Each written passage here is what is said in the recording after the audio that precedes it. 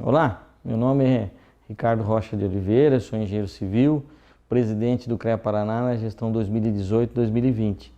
Neste ano de 2019 temos um momento especial de comemoração, estamos relembrando os 85 anos de existência do CREA Paraná. Este vídeo que vocês vão assistir agora, ele mostra aí a história do nosso CREA Paraná a partir da visão dos vários presidentes que passaram nas gestões anteriores. Então, convido você a assistir, conhecer a nossa história.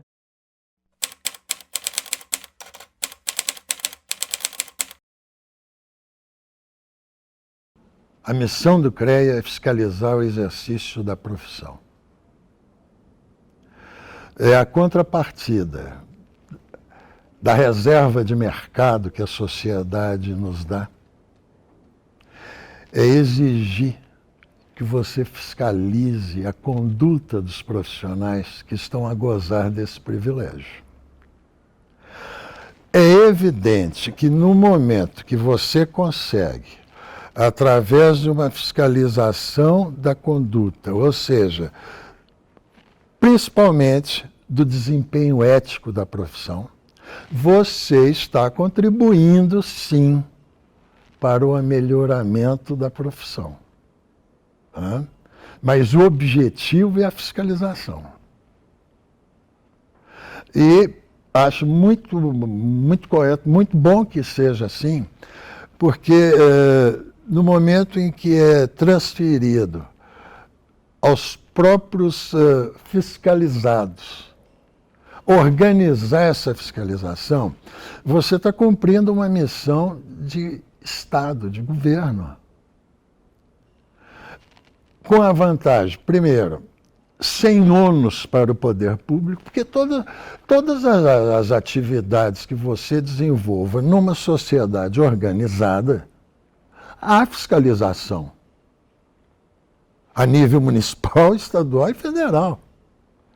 E nas profissões ditas liberais, se você não institui um sistema como esse que temos, CREA, Ordem dos Advogados, Conselho de Medicina e tal, o que aconteceria? Seguramente haveria, junto ao Ministério do Trabalho, com toda certeza, face o nosso tipo de organização, haveria uma diretoria, um departamento, uma subdivisão qualquer dentro do Ministério, que seria dedicado única e exclusivamente a fiscalizar a profissão, seja do engenheiro, seja do arquiteto, seja do agrônomo, ou do médico, ou do advogado, ou do economista, do sociólogo, do psicólogo, enfim, você tem que passar por um determinado crivo, tem que passar por um ensino mais prolongado, dito de nível superior, e que então espera-se também que o profissional tenha uma atitude superior, que ele tenha um comportamento exemplar, que ele sirva de exemplo. E esse servir de exemplo, na realidade, que é uma postura ética permanente. Por isso que muitos, inclusive, dizem, não, o CREA é um tribunal de ética, porque o que se julga é o comportamento do profissional. É evidente que, junto a isso, existe o poder também de denunciar, apenas denunciar, e não julgar e condenar, mas de denunciar a atividade do leigo na sua área que foi reservada. Então, eu vejo sempre que o fundamento, a principal atividade do Conselho é a fiscalização do exercício profissional. Barrando a atividade do leigo, é exigindo do profissional um comportamento à altura, de acordo com a dignidade da profissão, do que se espera dele, principalmente por ter tido o privilégio de um curso superior, de ter um nível de educação mais elevado. Portanto, eu acho que é desses que a sociedade tem que cobrar mais. Olha, eu acho que, no meu caso, eu tenho que agradecer o Orlando, que me fez vice-presidente encarregado de supervisionar a fiscalização. Tá? E eu acredito ainda na mesma coisa. É isso mesmo. Tá? Eu aconselho sair por aí visitando obras e instalações, tá? Para assegurar não só a presença do profissional, mas o desempenho ético dele.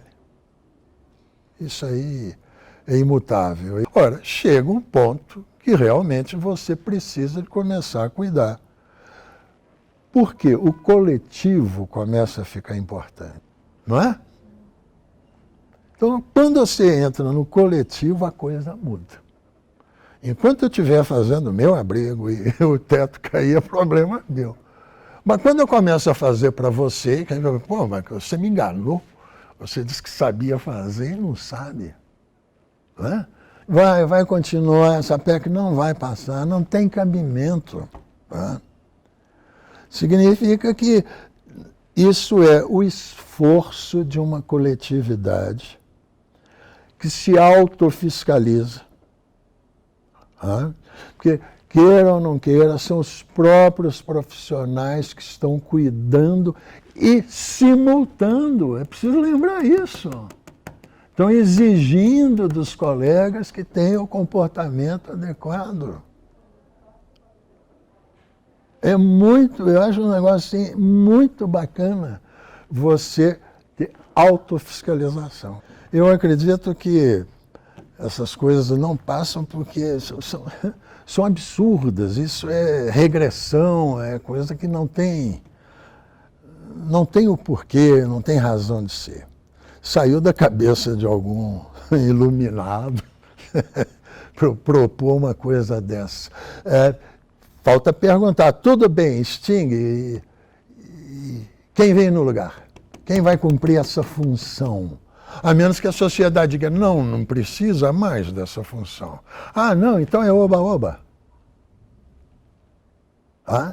Eu vejo assim, essa reserva de mercado que existe para os profissionais de nível superior, ela, em contrapartida, exige que haja fiscalização do desempenho da profissão. Numa festa de casamento de uma colega de turma, nós formamos em dezembro, naquele tempo se formava todo mundo em dezembro. Dia 4 de janeiro, foi o casamento dessa colega de turma. Um dos nossos colegas, nós tínhamos uma turma muito unida, eram muito poucos alunos no curso de arquitetura, então parece que gerava uma ligação maior. Né? Ele chegou com um recorte de jornal, criado curso de arquitetura na Universidade do Paraná. Vamos lá ver o que é isso? Vamos, porque nós tínhamos um grupo que estava interessado em magistério. E viemos aqui em 8 para conhecer a cidade. Eu já tinha passado por Curitiba em direção a Porto Alegre, mas não conhecia a cidade. Então, viemos aqui, quando chegamos, fomos direto da escola de engenharia, fomos recebidos pelo diretor, e ele disse, não, mas o curso não vai começar já e tal, apenas foi criado, aquele tempo o sistema era de cátedras, foram criadas determinado número de cátedras e vagas de assistente, e agora que nós vamos montar uma comissão que vai estudar como é que será estruturado o curso. Bom, valeu pela viagem e tal, mas mantido contato. Alguns meses depois, voltei com outro colega, não mais os 8, mas um que não tinha vindo. Até que no ano seguinte a gente deu nome, participou de algumas coisas, né, junto à comissão interessada que montava o curso de arquitetura. E no ano seguinte, finalmente, para encurtar a história, acabou que eu e ele fomos convidados para vir. E eu recebi um telefonema: professor Strambi, o senhor não vem dar aula? Eu falei: como? As comunicações naquela época eram muito complicadas. Esse telefonema, inclusive, eu recebi na casa de um vizinho. Era muito difícil o telefone. E eu sei que vim aqui, e esse outro colega viemos. Não, as aulas já começaram, você tem que dar aula e tal. No ano seguinte, eles desdobraram, eu já assumi a cadeira de desenho arquitetônico, e ele continuou na de composição, que é onde ele estava. E assim eu fui desenvolvendo a minha carreira junto à universidade. E assim eu fui desenvolvendo. O que aconteceu? Ao longo desse período, quando começam a surgir certas oportunidades e necessidades, por exemplo, eu lá pelas tantas me vi como um personagem assim, que tinha que também dividir com outros colegas alguma representação.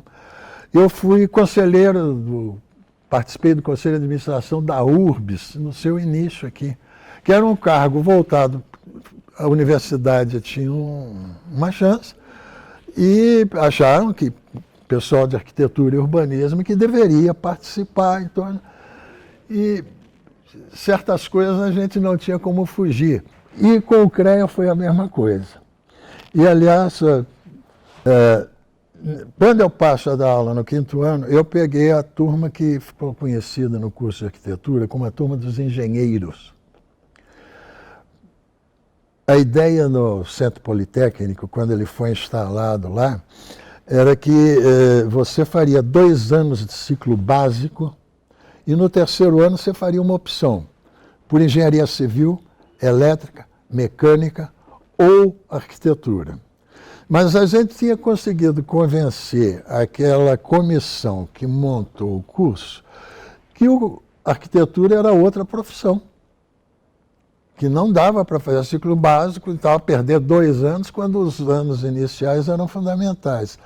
Foi aceita essa tese, tanto que já no 1º ano houve um vestibularzinho para arquitetura, já entrou gente diretamente no curso de arquitetura. Mas tinham alunos de ciclo básico que tinham o direito de, ao passar para o 3º ano, fazer a opção civil, elétrica, mecânica ou arquitetura. Nessa oportunidade, um grupo de engenheiros civis que já exerciam arquitetura aqui na cidade de Curitiba, ponderaram junto à congregação do Centro Politécnico, na época ainda era escola de engenharia, não era setor de tecnologia, ponderaram que se um aluno de ciclo básico, com 2 anos de ciclo básico, podia fazer uma opção e em 3 anos mais se formar arquiteto, um engenheiro já formado, evidentemente com muito maior conhecimento do que um aluno de 2 anos de ciclo básico, teria condições também de participar desse curso. E assim foi feito. Então, a turma, na realidade, se não me engano, eram 13. No início, 15, 2 desistiram, 13 engenheiros civis, já com vasta atuação na cidade, e mais 5 alunos que fizeram opção por arquitetura no 3º ano. Entre esses alunos, um deles era o Lerner, o Jaime Lerner, né, que tinha recém-retornado de um curso de urbanismo na França e se interessou também em fazer o curso de arquitetura. E aí, com o decorrer dos anos, isso ocorreu em 65. Em 66, sai a 5.194. Em 67, então, abre-se uma vaga para um arquiteto no CREA do Paraná. Aliás, na época, CREA da 7ª região. Aí surge a vaga no CREA. E eu lembro muito bem que chegaram, não, agora é a vez, vai o Strambi e o Lerner. Falei, tudo bem, eu vou de suplente e você vai de titular. Eu, recém-casado, ainda com escritório, tocando fora do período de escola, tocando escritório e tal, e ele seguramente já um cidadão aqui assentado, família aqui, a minha não tinha parente nenhum, minha família aqui era nuclear, e eu não queria mais um encargo. Como ele já tinha feito um curso na Europa, eu supunha que ele fosse mais velho do que eu. Ele não é, não. E eu me vi, então, no CREA. E esse foi o começo, como conselheiro. Anos depois, então, aí ocorreu uma oportunidade em que eu fui procurado já por um grupo de profissionais aqui e tal, já ligados ao CREA, evidente, ao sindicato, ao Instituto de Engenharia e tal. Nós só tínhamos o IAB, o Instituto de Arquitetos do Brasil, era a única entidade que tinha representação no Conselho. Né? E eu sei que em 73 era uma oportunidade, então, de alguns colegas que entenderam que um grupo que já tinha se manifestado antes deveria ser quem devesse assumir a diretoria. É que são coisas assim, eu acho que principalmente por causa do pequeno número. Nos primeiros anos, no primeiro mandato de conselheiro, eu lá pelas tantas me vi vice-presidente do conselho, porque o presidente seguramente querendo alargar a coisa, mostrar que não era só engenheiro civil, só engenheiro que mandava e tal. E eu fui parar na vice-presidência porque eu dava muito nó em plenário, eu contestava muita coisa. Orlando Gonçalves, figura excelente, ele sabiamente me colocou como vice-presidente porque aí eu parava de criar caso. Aí conheci o CREA um pouco melhor, né? Fui conhecendo por dentro. E no final disso, aí houve uma equipe, um grupo que, puxa, mas a gente podia fazer isso, fazer aquilo no CREA e tal. E saímos numa tentativa de ganhar a eleição. Eu nem era cabeça de chapa no início, não. Mas acabou que perdemos essa eleição. 3 anos depois, eu fui procurado para mim, que eu seria candidato para a presidência do conselho. E eu falei, não, eu acho que eu já levei uma surra, eu não quero levar outra. Naquele tempo era o plenário que escolhia, não havia eleição. É o sistema de eleição indireta, o parlamentarismo. Né? Então, nessa ocasião, bom, se é para ter o grupo, então vamos. Eu procurei, evidentemente, os outros colegas por situação. Não, então vamos assumir a presidência. E assim foi que eu me vi presidente. Acho que primeiro porque o Orlando Gonçalves me pôs do lado dele, mas me deu um encargo, eu desempenhei, eu supervisionava a fiscalização.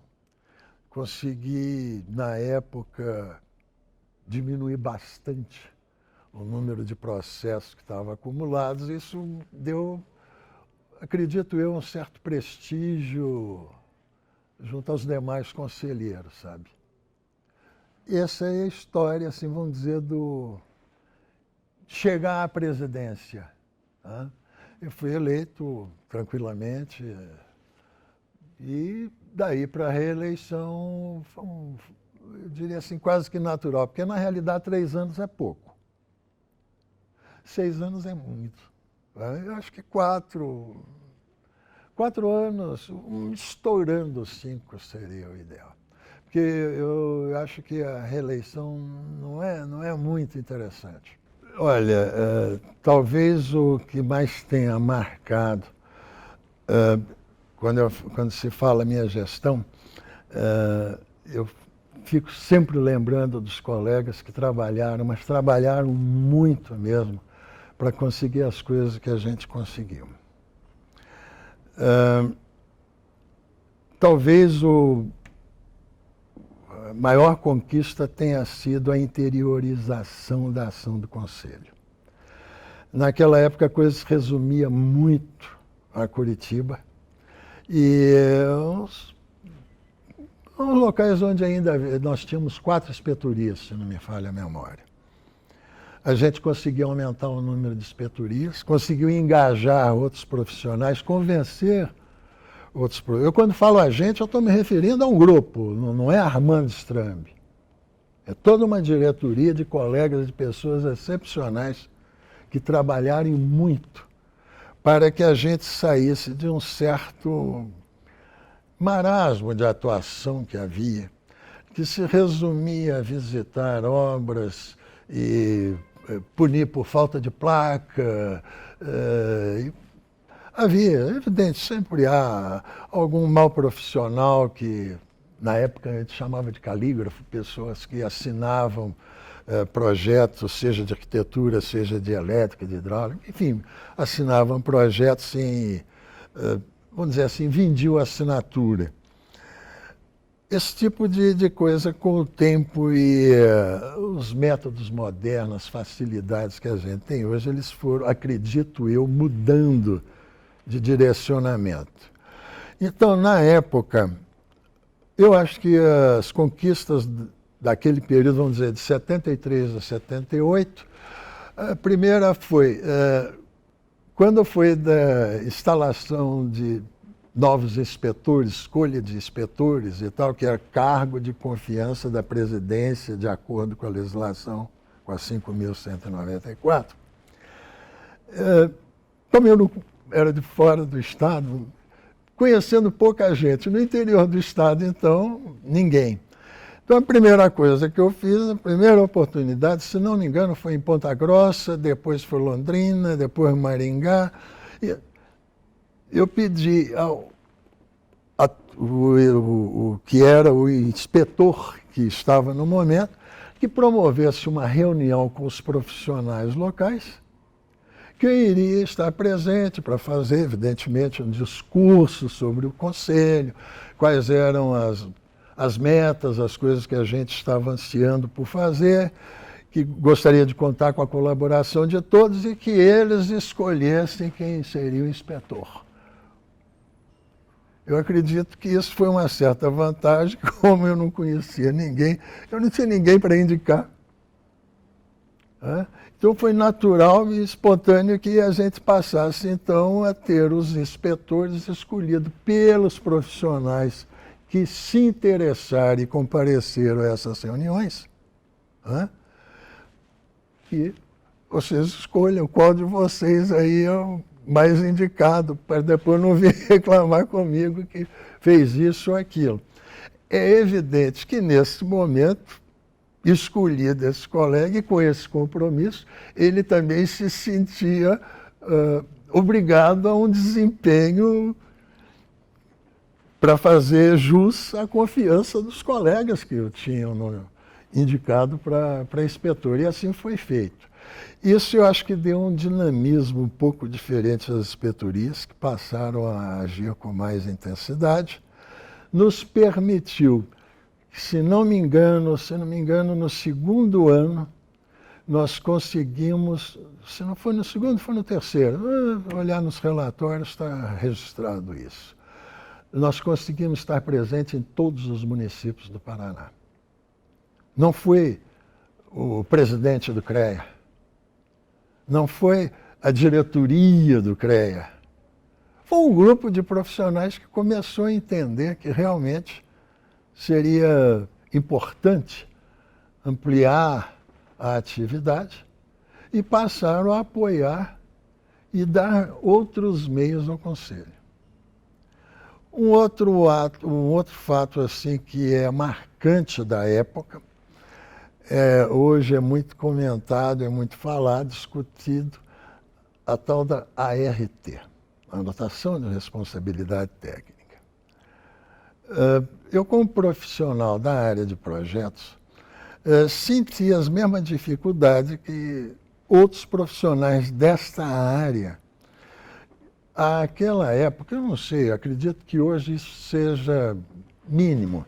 Mas naquela época era muito comum profissionais serem convidados a elaborar projetos, seja de arquitetura, seja de instalação elétrica e tal, e depois não serem remunerados. Havia atrito com o eventual cliente, alguns casos até negar que tinha convocado e tal. E eu descobri que havia no Paraná um ato 20 que exigia que todo e qualquer obra, serviço de arquitetura, engenharia, agronomia e tal, fosse anotado no conselho. Opa! E saí fazendo, eu só não, os colegas de diretoria que também entenderam isso, saímos pregando a importância do ato 20, que a gente chamava de RT Ato 20. Esse ato foi muito contestado diversas vezes na Justiça, primeiro, em primeira instância, no Conselho Federal. Algumas vezes tivemos dificuldade, acredito, por falta de conselheiro federal do Paraná, uma série de ações de rebeldia a aceitar o Ato 20, contestando a validade e tal. O Conselho Federal sempre deu respaldo. Não, está dentro das atribuições do regional, ele pode sim e tal. E lá pelas tantas, isso teve um significado muito importante. Lógico que houve todo um trabalho junto às inspetorias que então conseguiram, junto aos prefeitos da sua sede, presidente do conselho, o presidente ou um outro membro da diretoria, ir até o prefeito e explicar para ele, olha, esse ato aqui é importante, o senhor, por favor, dê os meios aí para que qualquer pedido de aprovação de trabalho de engenharia, de arquitetura, de agronomia, seja contra a apresentação da anotação de responsabilidade técnica. Por quê?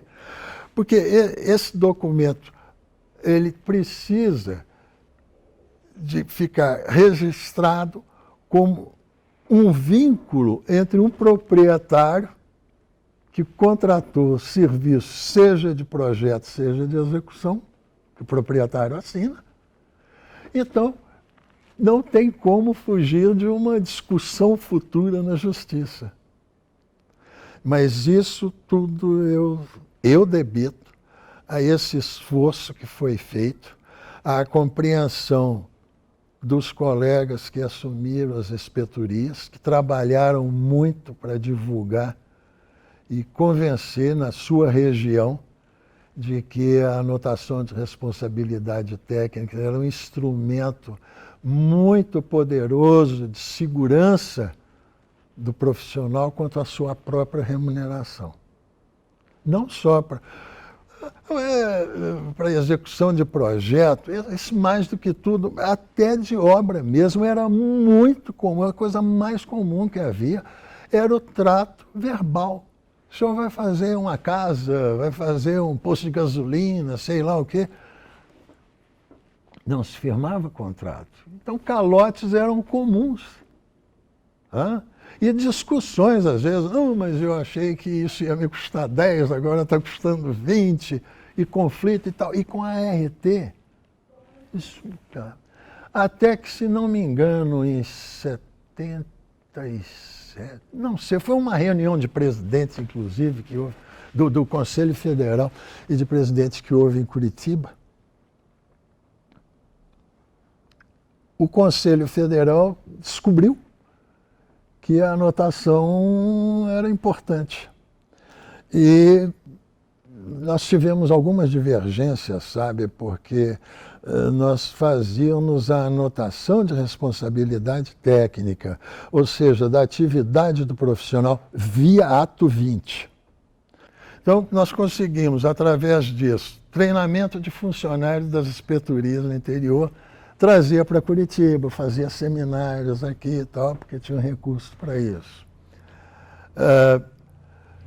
fórum de inspetores. Não, reunir os inspetores para eles trocarem experiência. Não adianta eu ficar aqui de Curitiba com toda uma estrutura à minha disposição a querer impor o mesmo padrão de ação à inspetoria de Cascavel. Cascavel tem tipo de problema que é muito diferente de Curitiba. Aumentar cada vez mais a presença do Conselho, não mais só uma vez por ano em todos os municípios.